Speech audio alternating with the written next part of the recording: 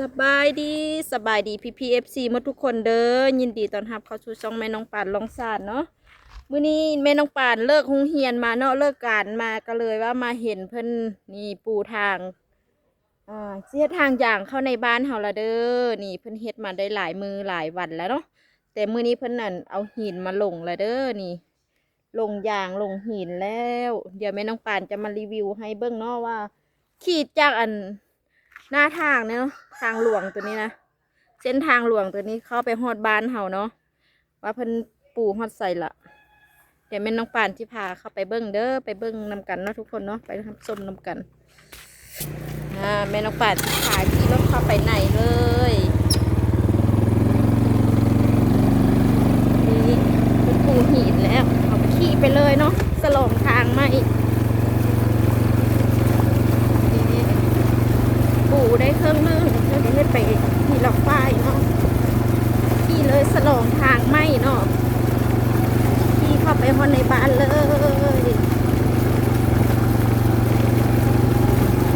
เส้นทางไม่เด้อมันกับวันทำได้ละเอียดดีกว่าเนาะค่อยไปได้ยานลม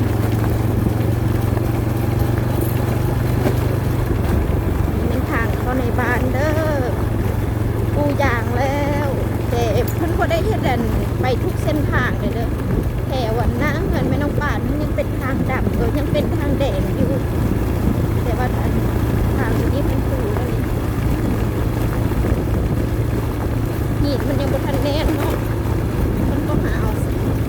เอามาใส่มือเศร้าได้เลย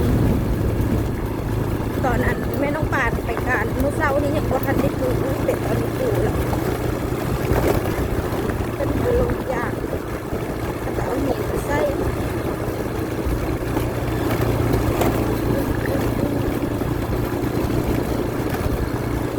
ที่ไปนี่แหละเนาะยานเป็นลมนี่แหละว่าจะเป็นอะไร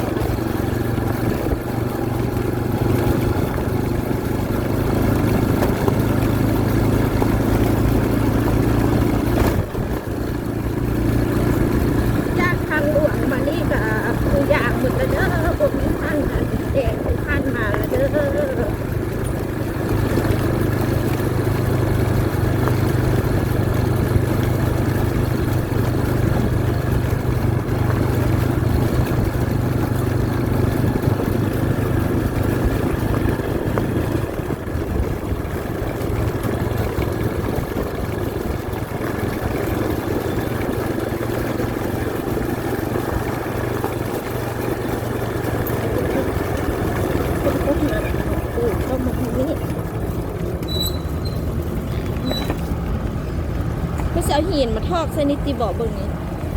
เขาต้องได้ถอยเพิ่นเอามาฮอนนี้ถอยก่อน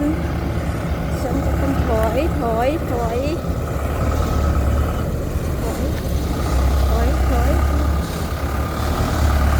ออกไปก่อนผู้บ่าวเฮ็ดทางเด้อนี่เด้อ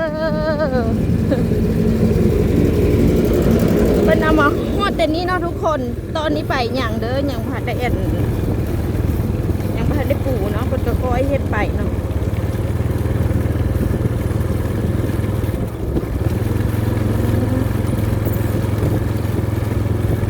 คนเฮ็ดจากภาคทางเข้ามาฮอดไหนนี่เนาะยังบ่ทันได้ปูแล้วเดี๋ยวขี่รถกลับไปเฮือนเลยเนาะทุกคนแล้วเวลาเพิ่นเฮ็ดแล้วหรือว่าจังใดแม่จังสิแม่น้องป่านจังสิมารีวิวให้เบิ่งใหม่เด้ออันนี้ธรรมชาติงามเป็นสุดว่าอยู่บ้านนอกออกหน้าแท้ๆได้ทุกคนเลยอันนี้เป็น3 แยกออกจาก3 แยกนี้ไปก็ประมาณ30 เมตรแล้วก็จากนี้ไปจาก3 แยกนี้ไปกับเซียนฮอดวัดมาแหละเพิ่นเห็นน่ะเป็นทางดำนะเพิ่นสร้างทางซอยที่ว่าเพิ่นเฮ็ดทางผ่านมาอยู่ตอนนี้เพิ่นเข้าไปทางเฮือนไปเฮือนเฮาแต่เพิ่นบ่ทันได้เฮ็ดเด้องบของเมืองหมดก่อนได้ พิ่นให้เฮาซ้ำใดก็เอาซ้ำนั้นเนาะนี่อันนี้มาฮอดนี้หยุดอยู่นี่เด้นี่เป็นโรงเรียนโรงเรียนแต่ว่าเพิ่นยุบแล้วเนาะบ่มีนักเรียนเข้าละบ้านเฮาบ่มีเด็กน้อยหลายนี่บ้านนี้เพิ่นฮอดแต่นี้แล้วก็ขี่จากนี้ไปก็ฮอดประตูวัดทางยาว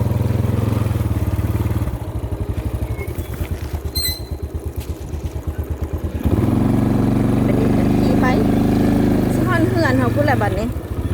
ฮอดเฮือนเฮาบ่ฮอดเด้อทางเด็กทางยางเด้อฮอดแต่วัดเด้อฮอดแต่ทางแดงเฮือนเฮาทางยางฮอดแต่หน้าวัดเด้อฮอดใส่ก็ได้งบของเมืองมีน้อยเนาะงบของเพิ่นมีน้อยเพิ่นให้เฮาซ้ำใดเฮาก็เอาซ้ำพันแหละเนาะ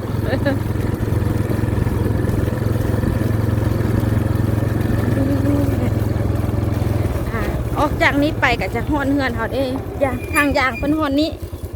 ฮอดแต่หน้าวัดเนี่ยเนาะออกจากนี้ไปเห็นเฮือนหลังคาเฮือนเฮานั่นก็เป็นทางแดงละเด้อนี่นับจากนี้ไปก็เป็นทางแดง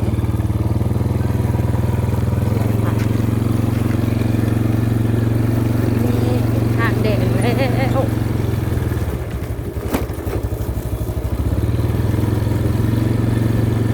อันนี้เงินแม่น้องป่า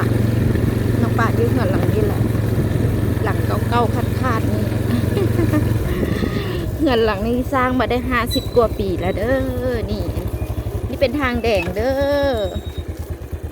วันนี้จิกพาขี่ออกไปนี่หน่อยนึงเนาะ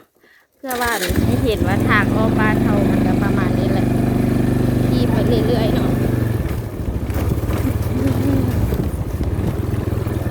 ทานน้ำนี่เป็นขี่รถอ้อมเพื่อนอ้อมบ้านเด้อทางซอยตรงผ่านมานี่บนเด้อพาขี่อ้อมไปอ้อมมาอยู่นี่แหละเนาะขี่รถอ้อมบ้านนี่เป็นทางแดงทางเดิมตัวนี้ทางเก่าเนาะแต่ว่ายุบขึ้นโบโพนะก็เลยว่าได้แต่ซ้ำทีเห็ดในทางยาวอุ้ยเป็นโค้งเป็นขี่ไปนี่อีกเนาะขี่ไปเรื่อยๆ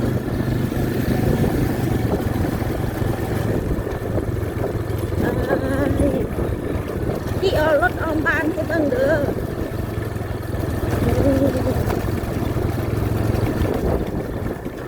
นี้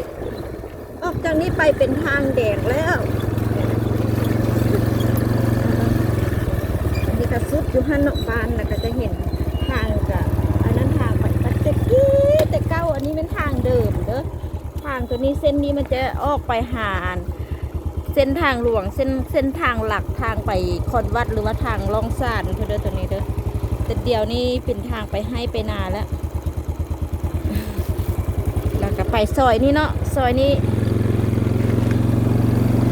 นี่ก็บ่ได้ฮอดเด้อทางยางเด้อก็เป็นทางแดงนี่แหละขี่รถอ้อมบ้านให้เบิ่ง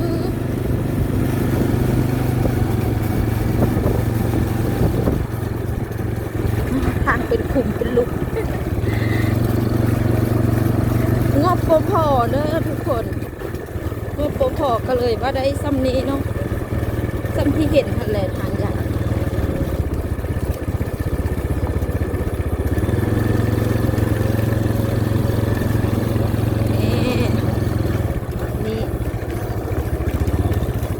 มือปีใดเนาะจะสิได้อีกแบบนี้อันนี้หนทาง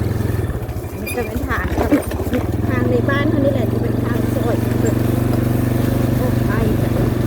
เงินเขาอีกได้เจอเงินเขาต้นคุ้มออกมาแล้วเกิดทางเก้าหงละ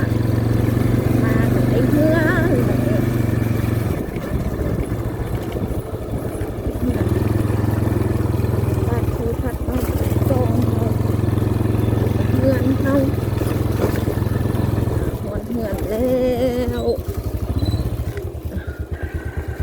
ประมาณนี้แหละ PPFC เอ้ยแม่น้องป่านรีวิวให้ PPFC เบิ่งเนาะ